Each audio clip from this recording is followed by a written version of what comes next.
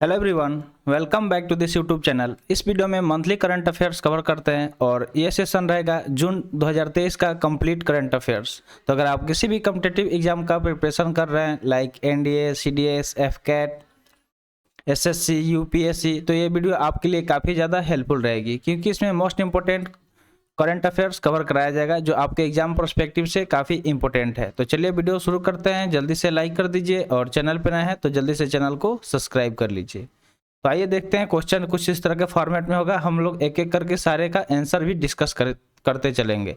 तो question number first है RBI. पहले तो सबसे पहले यहाँ पे जान लीजिए कि आरबीआई का फुल फॉर्म क्या होता है। Reserve Bank of India. RBI has recently sanctioned the merger of which co-op मतलब होता है कोऑपरेटिव बैंक। तो पूछा जा रहा है कि आरबीआई ने हाल ही में सैंक्शन किया है यानी कि अनुमति दिया है मर्ज करने के लिए दो कोऑपरेटिव बैंकों को। तो कौन कौन सा वो दो कोऑपरेटिव बैंक है जिसे मर्ज किया जाएगा। मर्ज मतलब क्या होता है, एक साथ कंबाइन कर देना, जोड़ देना, ठीक है। तो ऑप्शन आपके सामने है। ऑप्शन हम लोग डिस्कस पढ़ते नहीं चलेंगे, मतलब ऑप्शन डायरेक्ट आंसर देखते चलेंगे इस तरह, क्योंकि ऑप्शन अगर एक एक करके पढ़ेंगे तो काफ़ी ज़्यादा टाइम कंज्यूमिंग हो जाएगा और हमें जल्दी से सेशन कंप्लीट करना है। तो बात करें इसके करेक्ट आंसर का, तो करेक्ट आंसर इसका हो जाएगा ऑप्शन ए, ठीक है। कॉस्मोस कोऑपरेटिव और मराठा कोऑपरेटिव है, इन दोनों को मर्ज करने के लिए आरबीआई ने सैंक्शन दे दिया, ठीक है। उसने सैंक्शन दिया यानी कि अप्रूवल दे दिया। सैंक्शन मतलब क्या होता है, अप्रूवल देना। तो ऑप्शन ए करेक्ट आंसर हो जाएगा। अगला क्वेश्चन है इंडिया हैज मूव्ड डब्ल्यूटीओ, ठीक है। डब्ल्यूटीओ मतलब होता है वर्ल्ड ट्रेड और ओ फॉर ऑर्गेनाइजेशन। ये आप नोट डाउन कर लीजिएगा। डब्ल्यूटीओ का फुल फॉर्म क्या होता है।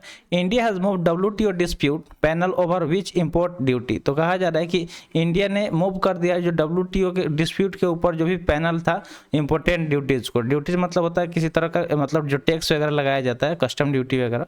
तो इंपोर्ट के लिए जो भी प्रोडक्ट इंपोर्ट किया जाता है उसके लिए जो ड्यूटी लगाया जाता है उसको हटाया गया इंडिया द्वारा। तो ऑप्शन दिया गया है। अगर करेक्ट आंसर की बात करें तो करेक्ट आंसर इसका ऑप्शन ए हो जाएगा। इंफॉर्मेशन एंड कम्युनिकेशन टेक्नोलॉजी, जो भी इंफॉर्मेशन एंड कम्युनिकेशन टेक्नोलॉजीज है उसके ऊपर जो भी इंपॉर्टेंट ड्यूटीज है उसको मूव कर दिया गया है डब्ल्यूटीओ के डिस्प्यूट के लिए इंडिया द्वारा। थर्ड क्वेश्चन है विच यूनियन मिनिस्ट्री। यहाँ पे यूनियन मिनिस्ट्री का बात हो रहा है। कहा जा रहा है कि कौन सा यूनियन मिनिस्ट्री है जिसने रिलीज किया है periodic labour force survey figure. तो अगर हम बात करें इसके करेक्ट आंसर का तो करेक्ट आंसर हो जाएगा ऑप्शन है ministry of statistic and programme implementation द्वारा रिलीज किया गया है, यानी कि जारी किया गया है periodic labour force survey figure को। अगला क्वेश्चन है विच यूनियन मिनिस्ट्री। तो ये हम लोग सेम क्वेश्चन था, ठीक है। करेक्ट आंसर इसका क्या था, ए था। अब आगे बढ़ते हैं। नेक्स्ट क्वेश्चन दिया गया है which state and union territory. कौन सा राज्य या फिर यूनियन टेरिटरी यानी कि क्या होता है केंद्र शासित प्रदेश launch the artificial intelligence for youth initiative. तो जो भी यूथ इनिशिएटिव है उसके लिए आर्टिफिशियल इंटेलिजेंस को लॉन्च किया गया है किस राज्य या फिर केंद्र शासित प्रदेश द्वारा। तो ऑप्शन दिया गया है। अगर इसके करेक्ट आंसर की बात करें तो करेक्ट आंसर ऑप्शन बी हो जाएगा, उड़ीसा द्वारा, ठीक है। ऑप्शन बी क्या हो जाएगा, करेक्ट हो जाएगा कि उड़ीसा द्वारा क्या किया गया, लॉन्च किया गया artificial intelligence for youth initiative, यानी कि एक तरह का ये पहल है आर्टिफिशियल इंटेलिजेंस को लेके यूथ के लिए। तो इसे मार्क कर लीजिएगा। करेक्ट आंसर क्या हो जाएगा, ऑप्शन बी हो जाएगा, उड़ीसा।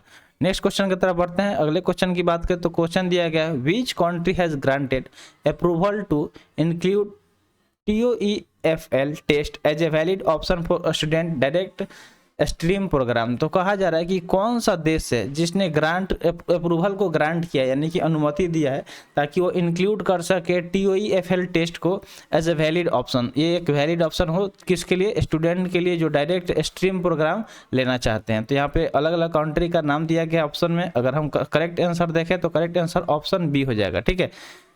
कनाडा इसका करेक्ट आंसर हो जाएगा। तो option B is the correct answer, जिसने अप्रूवल को ग्रांट कर दिया है ताकि वो TOEFL टेस्ट को वैलिड ऑप्शन के थ्रू इंक्लूड किया जा सके ताकि जो भी स्टूडेंट है जो डायरेक्ट स्ट्रीम प्रोग्राम लेना चाहते हैं। नेक्स्ट क्वेश्चन दिया गया है which institution has conceptualise light weight payment system. तो कहा जा रहा है कि कौन सा संस्था है, इंस्टीट्यूशन मतलब क्या होता है, संस्था होता है, जिसने क्या किया है, कंसेप्चुअलाइज किया है लाइट वेट पेमेंट सिस्टम को। तो यहाँ पे अलग अलग इंस्टीट्यूशन का नाम दिया गया है। अगर इसका हम करेक्ट आंसर देखें तो ऑप्शन बी हो जाएगा, आरबीआई, ठीक है। आरबीआई का फुल फॉर्म स्टार्टिंग में ही बताए थे क्या होता है, रिजर्व बैंक ऑफ इंडिया, ठीक है, रिजर्व बैंक ऑफ इंडिया। चलिए जल्दी से कमेंट सेक्शन में लिखिए तो एनपीसीआई का फुल फॉर्म क्या होता है। अभी आप सुन रहे होंगे बार बार न्यूज़ में कि अकाउंट को एनपीसीआई से लिंक कीजिए। जब तक आप एनपीसीआई से लिंक नहीं करेंगे जो भी गवर्नमेंट का स्कीम का पैसा होता है वो नहीं मिलेगा। तो एनपीसीआई का आखिर फुल फॉर्म क्या होता है, इसका फुल फॉर्म कमेंट सेक्शन में जल्दी से कमेंट कीजिए, ठीक है। कमेंट सेक्शन में जल्दी से कमेंट कर दीजिए, ये आपके लिए कमेंट क्वेश्चन दिया गया ताकि आप कमेंट्स कर पाएँ। तो करेक्ट आंसर हम लोग इसका डिस्कस कर लिए, RBI reserve Bank of India हो जाएगा। नेक्स्ट क्वेश्चन दिया गया है विच स्टेट या union territory launch the solar city project. तो यहाँ पे एक प्रोजेक्ट का बात हो रहा है जिसका नाम है सोलर सिटी प्रोजेक्ट, और पूछा जा रहा है कि किस स्टेट या फिर यूनियन टेरिटरी द्वारा इसे लॉन्च किया गया। तो यहाँ पे दिया गया ऑप्शन आपके सामने, अगर करेक्ट आंसर की बात करें तो इसका करेक्ट आंसर ऑप्शन बी हो जाएगा, केरला, ठीक है। केरला द्वारा लॉन्च किया गया सोलर सिटी प्रोजेक्ट, आप इसे नोट डाउन कर लीजिएगा कि केरला द्वारा सोलर सिटी प्रोजेक्ट को लॉन्च किया गया है। अगला क्वेश्चन है which institution decided to set up the global alliance for drowning prevention. तो यहाँ पे पूछा जा रहा है कि कौन सा इंस्टीट्यूशन है जिसने डिसाइड किया है कि वो सेटअप करेगा global alliance for drowning prevention. यानी कि देखिए ग्लोबल लेवल पे मतलब जो भी अलायंस करेगा उसको गठबंधन करेगा कि जो भी ड्रोनिंग प्रिवेंशन होता है, ड्रो मतलब क्या होता है कि कोई डूब के मर जा रहा है तो उससे बचाने के लिए। तो यहाँ पे दिया गया इंस्टीट्यूशन का नाम, अगर करेक्ट आंसर की बात करें तो इसका करेक्ट आंसर ऑप्शन सी हो जाएगा, WHO, ठीक है, WHO। तो WHO का फुल फॉर्म क्या होता है, चलिए इसका भी जल्दी से पता करके फुल फॉर्म कमेंट सेक्शन में लिखिएगा, ये आपके लिए दे रहे हैं, ठीक है। तो इस तरह देखिए क्या होगा कि जब आप चीज़ें रिसर्च करेंगे ना तो उस आपके दिमाग में जल्दी से बैठ जाएगा, इसलिए हम कोशिश करते हैं कि आपको बताएं, थोड़ा सा आप खुद से गूगल वगैरह करें और उससे आप खुद से इन्फॉर्मेशन कलेक्ट करें, इससे आपको बहुत ज़्यादा बेनिफिट होता है। अगला क्वेश्चन है what is the name of the waste water dispose during the crude oil excavation and processing. पूछा जा रहा है कि उसका क्या नाम है जो वेस्ट वाटर निकलता है कब, जब क्रूड ऑयल को एक्सकेवेट किया जाता है और उसके मतलब जब उसका प्रोसेसिंग होता है। तो जब मतलब क्रूड ऑयल जो कच्चा तेल होता है जब उसको रिफाइनिंग वगैरह किया जाता है उस प्रोसेसिंग में एक वेस्ट वाटर बाहर निकलता है, उस वेस्ट वाटर का नाम क्या है वो हमें बताना है। तो ऑप्शन दिया गया है, अगर हम इसका करेक्ट आंसर देखें तो करेक्ट आंसर ऑप्शन ए हो जाएगा, फॉर्मेशन वाटर, ठीक है। फॉर्मेशन वाटर इसका हो जाएगा आंसर। ये किस चीज़ का नाम है, तो जो वेस्ट वाटर होता है जो डिस्पोज होता है कब, जब क्रूड ऑयल को एक्सकेवेट किया जाता है और प्रोसेस किया जाता है उस दौरान। नेक्स्ट क्वेश्चन है which institution submitted its report on the sedition law to the law ministry. तो पूछा जा रहा है कि कौन सा इंस्टीट्यूशन है जिसने सबमिट किया है, पेश किया है अपने रिपोर्ट को सेडिशन लॉ के लिए, कहाँ पे, तो लॉ मिनिस्ट्री के पास। तो यहाँ पे दिया गया है अलग अलग इंस्टीट्यूशन का नाम, अगर इसका हम करेक्ट आंसर देखें तो करेक्ट आंसर ऑप्शन बी हो जाएगा, LC, यानी कि लॉ कमीशन ने क्या किया है, सबमिट किया है अपने रिपोर्ट को सेडिशन लॉ को लेके लॉ मिनिस्ट्री के पास। तो option B is the correct answer. 11th number question दिया गया वेयर इज द महाकाल लोक कॉरिडोर लोकेटेड। तो पूछा जा रहा है कि जो एक लोक यहाँ पे कॉरिडोर का बात हो रहा है, कॉरिडोर का नाम क्या है, महाकाल लोक कॉरिडोर। तो ये कहाँ पे स्थित है, किस राज्य में, ये पूछा जा रहा है। तो दिया गया यहाँ पे ऑप्शन, अगर करेक्ट आंसर की बात करें तो ऑप्शन सी हो जाएगा, मध्य प्रदेश, ठीक है, MP में बताइए शंकर जी का एक फेमस टेम्पल है, ठीक है, फेमस टेम्पल कौन सा है कमेंट सेक्शन में जरूर बताइएगा, ठीक है। महाकाल से आप रिलेट करेंगे तो आप आसानी से इसका आंसर दे सकते हैं, MP में ही है वो टेम्पल, बताइएगा कि कौन सा टेम्पल है कमेंट सेक्शन में। देखिए इंटरेक्शन जब बनेगा ना, थोड़ा सा आप कमेंट वगैरह कीजिएगा तो मज़ा आएगा, आपको भी लगेगा कि हाँ क्लास इंटरेक्टिव हो रहा है। अगला क्वेश्चन दिया गया strawberry moon is full moon of which month. तो यहाँ पे एक फुल मून यानी कि जो पूर्णिमा होता है, आप सुनते होंगे पूर्णिमा, जिस दिन आसमान में चंद्रमा पूर्ण रूप में दिखाई देता है तो उसको फुल मून बोला जाता है। तो एक स्ट्रॉबेरी मून यहाँ पे उसका नाम रखा गया है, तो किस महीने का जो वो फुल मून होता है उसको स्ट्रॉबेरी मून बोला जाएगा। तो ऑप्शन दिया गया आपके सामने, अगर करेक्ट आंसर देखें तो ऑप्शन ए हो जाएगा। आप इसको गेस कर सकते थे इजिली, क्योंकि हम लोग जून महीने का करंट अफेयर्स कवर कर रहे हैं तो आसानी से इसको गेस कर देते क्योंकि जून ही आंसर हो जाता।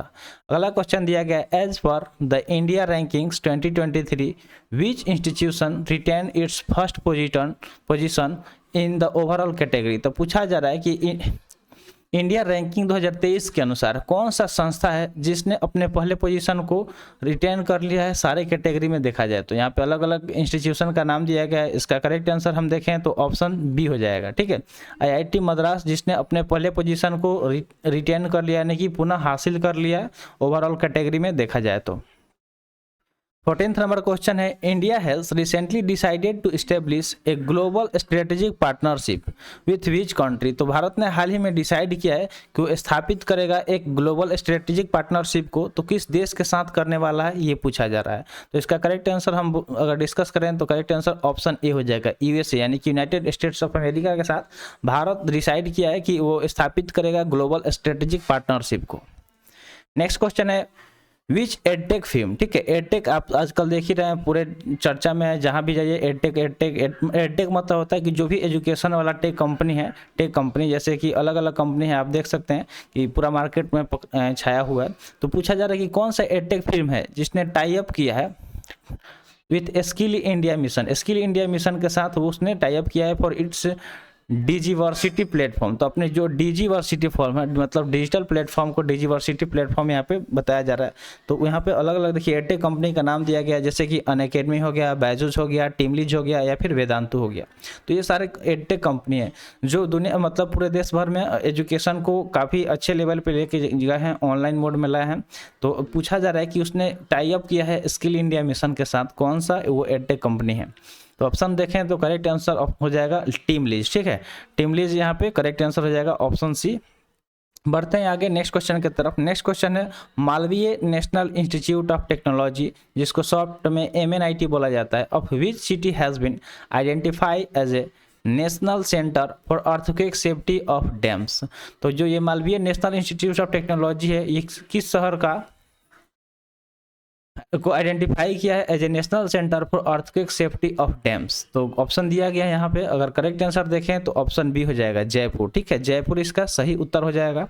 17th नंबर क्वेश्चन है, which is the only state that has granted approval to bio safety research trial for genetically engineered cotton hybrids. तो पूछा जा रहा है कि कौन सा एकमात्र राज्य है जिसने अप्रूवल को ग्रांट किया है किसके लिए, बायो सेफ्टी रिसर्च ट्रायल के लिए, तो किसमें, तो जेनेटिकली इंजीनियरिंग के लिए कॉटन हाइब्रिड का। तो ऑप्शन दिया गया आपके सामने, अगर करेक्ट आंसर देखें तो ऑप्शन सी हो जाएगा हरियाणा, जिसने ग्रांट किया है अप्रूवल को bio safety research trial for genetically engineer के लिए, कॉटन हाइब्रिड के लिए, ठीक है।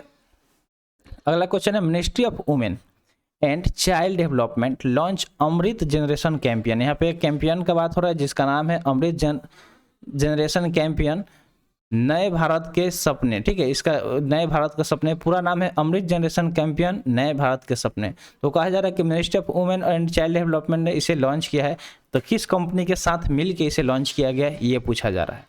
तो यहाँ पे अलग अलग तरीके से पूछा जा सकता है क्वेश्चन, चाहे इसमें कंपनी के नाम के साथ ही पूछा जा सकता है कि किस मिनिस्ट्री ने लॉन्च किया, या फिर मिनिस्ट्री के नाम से, जहाँ जैसे कि यहाँ पे फॉर्मेट दिया गया है, ठीक है। तो अगर इसके करेक्ट आंसर की बात करें तो कंपनी का नाम हो जाएगा ऑप्शन ए मेटा, ठीक है। मेटा जानते हैं, मेटा के अंदर बहुत सारा जो भी सोशल मीडिया हम लोग मैक्सिमम चीज़ यूज कर रहे हैं, लाइक व्हाट्सअप हो गया, इंस्टा हो गया, ठीक है, इंस्टा हो गया, फेसबुक हो गया, थ्रेड्स आया है, ठीक है। तो ये सारे मेटा की कंपनी है, तो ये सारे मेटा के अंतर्गत आते हैं। मेटा इसका जो मेजर ग्रुप हो गया और उसके अंतर्गत ये सारे जो भी सोशल मीडिया का यहाँ पे डिस्कस किए ये सब इसके अंतर्गत आता है। तो इसके साथ मिनिस्ट्री ऑफ वुमेन और चाइल्ड डेवलपमेंट ने मिल के लॉन्च किया है अमृत जनरेशन कैंपियन नए भारत के सपने को। नेक्स्ट क्वेश्चन है, RBI expanded the scope of trade receivable discounting system, जिसको शॉर्ट में TREDS बोलेंगे, बाय अलाउइंग विच इंस्टीट्यूशन। तो किस इंस्टीट्यूशन को अलाउ करके उसने इस स्कोप को एक्सपेंड किया है, यानी कि और ज़्यादा विस्तृत किया है। तो यहाँ पे ऑप्शन दिया गया है, करेक्ट ऑप्शन देखें तो ऑप्शन बी हो जाएगा इंश्योरेंस कंपनीज को। हम इंश्योरेंस कंपनी को अलाउ करके जो आरबीआई ने क्या किया है, scope of trade receivable discounting system को और ज़्यादा एक्सपेंड कर दिया, यानी कि फैला दिया है। नेक्स्ट क्वेश्चन है 20 number, which country is the host of air defender 23 air force exercise. यहाँ पे एयरफोर्स एक्सरसाइज का बात हो रहा है, तो बात करें अगर हम किसी भी मिलिट्री एक्सरसाइज, एयरफोर्स एक्सरसाइज, तो इससे NDA हो या CDS हो उसमें क्वेश्चन बन ही जाता है। तो इसे ध्यान से देखिएगा, पूछा जा रहा है कि कौन सा देश है जो होस्ट करेगा, ठीक है, आयोजित करेगा एयर डिफेंडर 23 एयरफोर्स एक्सरसाइज को। तो यहाँ पे अलग अलग कंट्री का नाम दिया गया है। अगर करेक्ट आंसर देखें तो ऑप्शन बी हो जाएगा जर्मनी, ठीक है, जर्मनी जो होस्ट करने वाला है एयर डिफेंडर 23 एयरफोर्स एक्सरसाइज को। तो ऑप्शन बी इसका करेक्ट आंसर हो जाएगा।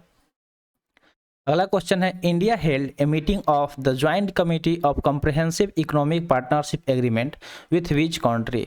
तो कहा जा रहा है कि यहाँ पे भारत जो है एक मीटिंग को हेल्ड करने वाला है of the joint committee of comprehensive economic partnership agreement with which country. तो किस देश के साथ इस ज्वाइंट कमेटी को मीटिंग को हेल्ड किया जाएगा, आयोजित किया जाएगा, वो पूछा जा रहा है। तो यहाँ पे ऑप्शन दिया गया है, करेक्ट आंसर देखें तो करेक्ट आंसर ऑप्शन बी हो जाएगा, यूएई। यूएई का फुल फॉर्म क्या होता है? United Arab Emirates. ठीक है, यूनाइटेड अरब इमरात इसका फुल फॉर्म हो जाता है।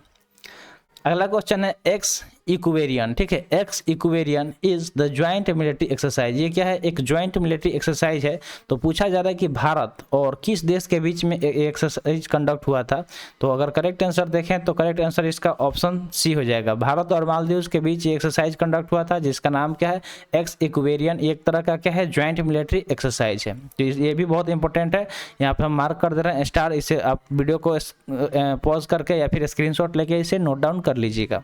एक्सरसाइज वाला एक भी क्वेश्चन छोड़ना नहीं है, सबको नोट डाउन कर लेना है और उसको रट जाना है।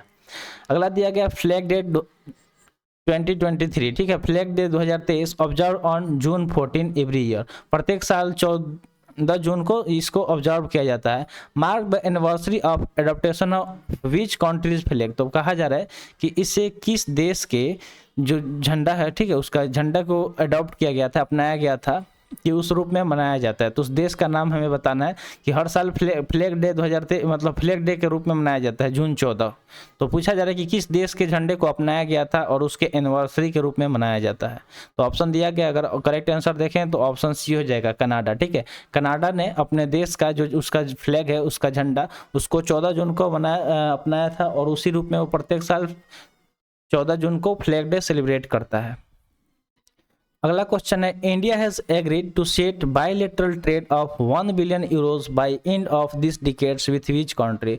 तो कह रहा है कि इंडिया एग्री हुआ यानी कि सहमत हुआ है कि वो सेट करेगा एक बायलैटरल ट्रेड। ठीक है, बायलैटरल मतलब होता है दो देशों के बीच में ट्रेड को, कितने इसका वैल्यू कितना दिया गया है? तो 1 बिलियन यूरोज। ठीक है, 1 बिलियन यूरोज का ये वैल्यू यहाँ पे बताया गया है।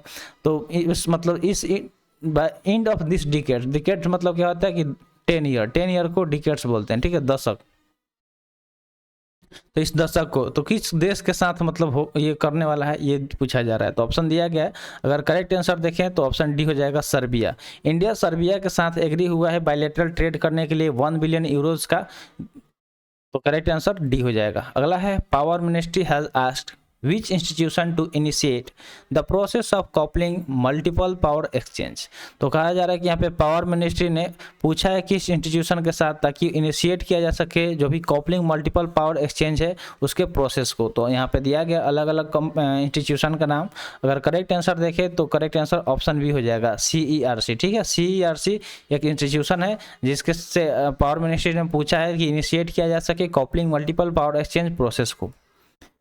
अगला क्वेश्चन है which Indian cricketer has become only the third Indian opener to cross 13,000 run across formats. तो कहा जा रहा है कि कौन सा इंडियन क्रिकेटर है जो थर्ड इंडियन ओपनर बना है 13,000 रन क्रॉस करने में। तो यहाँ पे दिया गया ऑप्शन, करेक्ट आंसर देखें तो ऑप्शन बी हो जाएगा। ठीक है, रोहित शर्मा हो जाएगा। रोहित शर्मा ओपनर है जो क्रॉस कर गए हैं 13,000 फॉर्मेट को इंडियन क्रिकेटर में और only the third Indian opener ये ऐसा बने हुए हैं। नेक्स्ट है which institution has notified 4 key measure with an aim to strengthen 1514 urban cooperative bank in India. तो कहा जा रहा है कि कौन सा संस्था है जिसने नोटिफाइड किया है यानी कि सूचित किया है 4 key measure with an M, मतलब एक एम के साथ, उद्देश्य के साथ, ताकि वो स्ट्रेथन किया जा सके 1514 अर्बन कोऑपरेटिव बैंक भारत में। तो दिया गया यहाँ पे ऑप्शन, तो करेक्ट आंसर हो जाएगा ऑप्शन बी, RBI। ठीक है, जब बैंक का ज़्यादा बात होता है तो RBI ही ये सारी चीज़ें करती हैं।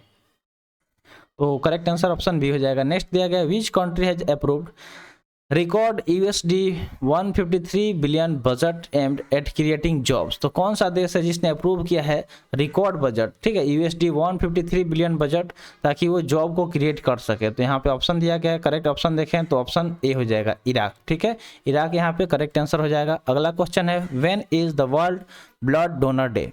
ठीक है, वर्ल्ड ब्लड डोनर डे कब मनाया जाता है प्रत्येक साल, वो पूछा जा रहा है। तो सुनिए, आपको एक चीज़ हम बता दे रहा है कि अगर आप वन लाइनर फॉर्मेट में करंट अफेयर्स को देखना चाहते हैं तो एक हमारा चैनल है, चैनल का नाम है वन लाइनर करंट अफेयर्स, ठीक है, वन लाइनर करंट अफेयर्स। इस पर सिर्फ शॉर्ट्स आपको मिलेगा, शॉर्ट्स के फॉर्मेट में आप डेली करंट अफेयर्स यहाँ पे विजिट कर सकते हैं, देख सकते हैं। ये बहुत इंपॉर्टेंट है आपके लिए, आपके एग्जाम के लिए, क्योंकि देखिए लंबा, बहुत सारे ऐसे लोग हैं जो लंबा लंबा लेक्चर देखने में बोर हो जाते हैं, तो बस शॉर्ट्स को ऐसे स्क्रॉल करते जाइए, जैसे आप रील्स देखते हैं उस फॉर्मेट में, रील्स के फॉर्मेट में ही आपको मिल जाएगा करंट अफेयर्स, ठीक है। करंट अफेयर्स आपको रील्स के फॉर्मेट में मिलेगा तो बहुत अच्छा रहेगा, तो इसलिए आप इस चैनल को सब्सक्राइब कर सकते हैं। इसके लिए आप इस चैनल पर जाइए, जो जहाँ पे आप इस लेक्चर को देख रहे हैं वहाँ पे जो चैनल का सेक्शन है, ठीक है, चैनल का सेक्शन है, वहाँ पे आपको मिल जाएगा उसका डायरेक्ट लिंक, वहाँ से आप उसे सब्सक्राइब कर दीजिए, ठीक है। तो चलिए इसका हम लोग देखते हैं आंसर कि वर्ल्ड ब्लड डोनर डे कब मनाया जाता है प्रत्येक साल। तो करेक्ट आंसर इसका हो जाएगा ऑप्शन ए, ठीक है, प्रत्येक साल 14 जून को world blood donor day celebrate किया जाता है। अगला क्वेश्चन दिया गया है, which country's central bank governor has been honoured with the governor of year award. तो कहा जा रहा है कि किस देश के सेंट्रल बैंक के जो गवर्नर हैं उनको सम्मानित किया गया है governor of the year award से। तो यहाँ पे अलग अलग कंट्री का नाम दिया गया है, इसमें से सही ऑप्शन चूज करना है। अगर करेक्ट आंसर देखें तो ऑप्शन सी हो जाएगा, इंडिया, ठीक है। इंडिया के जो सेंट्रल बैंक के गवर्नर हैं उनको सम्मानित किया गया है governor of the year award से। अगला क्वेश्चन है, the government has decided to seize the sale of which product from central pool through open market sale scheme to states। तो कहा जा रहा है कि जो गवर्नमेंट है उसने डिसाइड किया है कि सीज कर लेगी, यानी कि जब्त कर लेगी सेल को, जो भी प्रोडक्ट है जो सेंट्रल पूल के थ्रू ओपन मार्केट में सेल हो रहा है तो स्टेट्स में, वो पूछा जा रहा है। तो यहाँ पे अगर ऑप्शन देखें तो अलग अलग ऑप्शन दिया गया, ऑप्शन ए में राइस दिया गया, ऑप्शन बी वेट दिया गया, option C wheat in rice दिया गया है, और ऑप्शन डी है शुगर। तो करेक्ट आंसर इसका हो जाएगा option C, rice and wheat, ठीक है, चावल और गेहूं है। तो इसके जो भी सेल है प्रोडक्ट्स को central pool through open market में जो सेल हो रहा है इसको सीज करेगी गवर्नमेंट, ऐसा डिसाइड की है। अगला है क्लस्टर एन, ठीक है, क्लस्टर एन के बारे में यहाँ पे डिस्कस हो रहा है कि क्लस्टर एन एसोसिएटेड है with which part of bird, bird के एक पार्ट से, ठीक है, बर्ड के बॉडी का जो पार्ट होता है उसके किस पार्ट से एसोसिएटेड है क्लस्टर एन। तो अलग अलग पार्ट का नाम दिया गया है, जैसे कि ब्रेन हो गया, हार्ट हो गया, लंग्स हो गया, एक्सक्रेटरी सिस्टम हो गया। तो बात करें हम क्लस्टर एन का तो बर्ड के ये ब्रेन पार्ट से जुड़ा हुआ है, तो इसलिए ऑप्शन ए इसका करेक्ट आंसर हो जाएगा। जल्दी से इसे नोट डाउन कर लीजिए, बहुत इंपॉर्टेंट है, साइंस में भी इससे क्वेश्चन बन सकता है। अगला क्वेश्चन दिया गया है, as per a recent report, हाल ही के एक रिपोर्ट के अनुसार कहा जा रहा है the global mean temperature crosses which threshold for the first time during summer. तो हाल ही के रिपोर्ट के अनुसार कहा जा रहा है कि जो ग्लोबल मीन टेम्परेचर है, ठीक है, जो टेम्परेचर वो का जो थ्रेशोल्ड होता है वो पार कर गया है पहली बार समर में। तो कितना डिग्री सेल्सियस था वो हम लोग देखते हैं। तो ऑप्शन यहाँ पे दिया गया है, अगर करेक्ट आंसर देखें तो ऑप्शन बी हो जाएगा, 1.5 डिग्री सेल्सियस इसका करेक्ट आंसर हो जाएगा। So B is the correct answer. Question number 34, Roger Payne who passed away recently was associated with which profession। तो हाल ही में इनका देहांत हो गया रोजर पाइन का। तो पूछा जा रहा है कि वो किस प्रोफेशन से जुड़े हुए थे। यहाँ पे दिया गया ऑप्शन पॉलिटिशियन थे या बायोलॉजिस्ट थे, स्पोर्ट पर्सन थे या फिर बिजनेस पर्सन। तो हम इसका सही आंसर देखें तो ऑप्शन बी हो जाएगा, बायोलॉजिस्ट, ठीक है, वो बायोलॉजिस्ट थे रोजर पाइन जिनका हाल ही में देहांत हो गया। अगला क्वेश्चन है, which state repealed the protection of right to freedom of religion act 2022 known as anti conversion law. तो कहा जा रहा है कि कौन सा राज्य है जिसने रिपील किया है प्रोटेक्शन ऑफ राइट, ठीक है, जो भी अधिकार है उसको प्रोटेक्ट करने के लिए, कि फ्रीडम ऑफ रिलीजन का। फ्रीडम ऑफ रिलीजन आप सुने होंगे, अगर आप पढ़ रहे होंगे पॉलिटी, ठीक है, पॉलिटी पढ़ते होंगे तो पॉलिटी तो पढ़ते हैं, कोई किसी भी कॉम्पिटिटिव का अगर आप एग्जाम का तैयारी कर रहे हैं तो वहाँ पे आप फंडामेंटल राइट पढ़े होंगे, ठीक है, फंडामेंटल राइट पढ़े हुए हैं। तो बता दीजिए कि ये कौन सा आर्टिकल में, मतलब कहाँ, किस आर्टिकल में आता है फंडामेंटल राइट, कहाँ से कहाँ तक आर्टिकल में लाई करता है, ये कमेंट सेक्शन में बता दीजिएगा। तो पूछा जा रहा है कि जो एंटी कन्वर्जन लॉ है, ठीक है, यानी कि जो मतलब नहीं होता है कि लोग धर्म परिवर्तन कर लेते हैं ज़बरदस्ती, तो उसको जो ज़बरदस्ती कराया जा रहा है उसके लिए एक लॉ लाया गया। तो कहाँ पर इसको रिपील किया गया ये पूछा जा रहा है। तो ऑप्शन दिया गया, ऑप्शन है केरला, ऑप्शन बी है कर्नाटका, ऑप्शन सी है असम और ऑप्शन डी है उत्तराखंड। तो ये कन्वर्जन की बात हो रहा है, तो एक इस पे मूवी भी आया था, यहाँ पे ऑप्शन देखे होंगे केरला, तो केरला देख के आप इस देखे होंगे मूवी का नाम क्या था, द केरला फाइल, ठीक है। द केरला स्टोरी था ना, द केरला स्टोरी, ठीक है, द केरला स्टोरी, जिसमें ये सारी चीज़ दिखाया गया है। तो चलिए हम लोग पहले इसके आंसर को डिस्कस कर लेते हैं। इसका आंसर क्या हो जाएगा, तो ऑप्शन बी हो जाएगा, कर्नाटका, ठीक है, कर्नाटका हो जाएगा। केरला स्टोरी नहीं देखे होंगे तो देख सकते हैं, बहुत अच्छा मूवी है। अगला क्वेश्चन है, as per a recent security pact Papua Guinea allowed which country to station troops and vessels at 6 key ports and airport। तो हाल ही में एक रिसेंट में सिक्योरिटी पैक्ट साइन हुआ है, ठीक है, जिसमें पपुआ गिनी एक देश का नाम है जिसने अलाउ किया है। तो पूछा जा रहा है कि किस देश को अलाउ किया है ताकि वो स्टेशन ट्रूप्स बना सके वेसल्स को 6 की पोर्ट्स और एयरपोर्ट्स पे। तो यहाँ पे दिया गया अलग अलग कंट्री का नाम। तो करेक्ट आंसर इसका ऑप्शन सी हो जाएगा, यूएसए, ठीक है, यूएसए इसका करेक्ट आंसर हो जाएगा। नेक्स्ट क्वेश्चन दिया गया है, which countries arm forces is planning for cross service posting of senior officer. तो कहा जा रहा है कि किस देश के जो आर्म फोर्सेस है वो प्लान कर रहे हैं क्रॉस सर्विस पोस्टिंग सीनियर के लिए, ठीक है, सीनियर्स का क्रॉस सर्विस पोस्टिंग के लिए यहाँ पे पूछा जा रहा है। तो ऑप्शन इसका करेक्ट हो जाएगा सी, ठीक है, सी हो जाएगा इंडिया, ठीक है। इंडिया का जो आर्म फोर्सेस है वो प्लान कर रहा है कि जो भी सीनियर ऑफिसर्स हैं उनको क्रॉस सर्विस पोस्टिंग के लिए प्लान किया जा रहा है। तो सी इज द करेक्ट आंसर। अगला क्वेश्चन है, what is the name of 37th national game Muscat.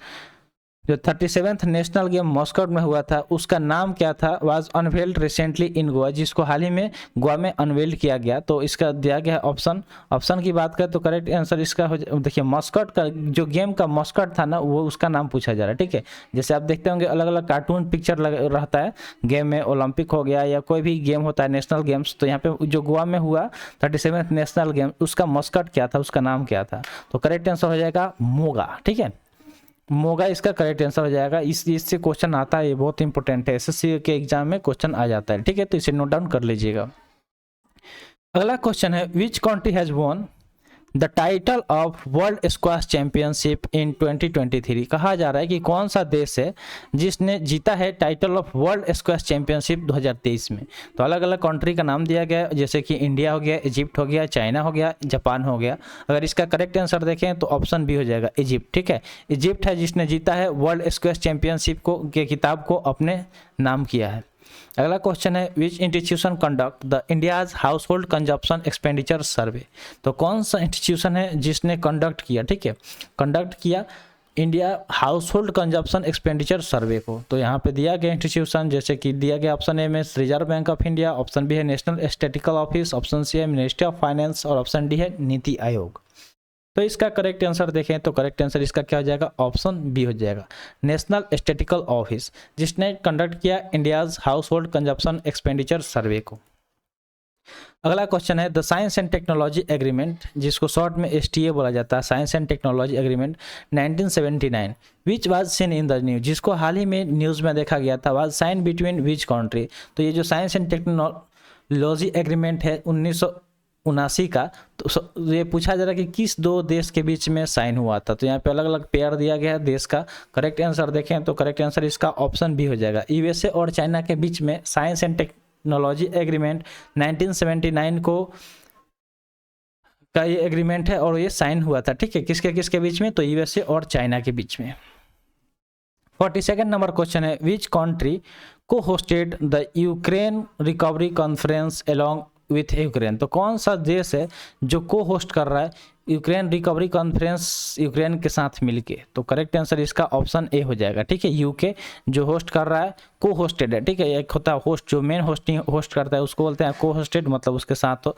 तो करेक्ट आंसर ऑप्शन ए हो जाएगा। अगला है, Goa declaration which was seen in the news is related to which field. तो जो गोवा डिक्लेरेशन है इसको हाल ही में न्यूज़ में देखा गया था। तो पूछा जा रहा है कि ये किस फील्ड से रिलेटेड है। यहाँ पे दिया गया ऑप्शन, इसका करेक्ट आंसर हो जाएगा ऑप्शन बी, टूरिज्म, ठीक है। गोवा एक अच्छा टूरिस्ट प्लेस है, वहाँ पे लोग जाते हैं, बहुत लोग घूमने वहाँ पे ऐसे पिकनिक मनाने, मौज करने। तो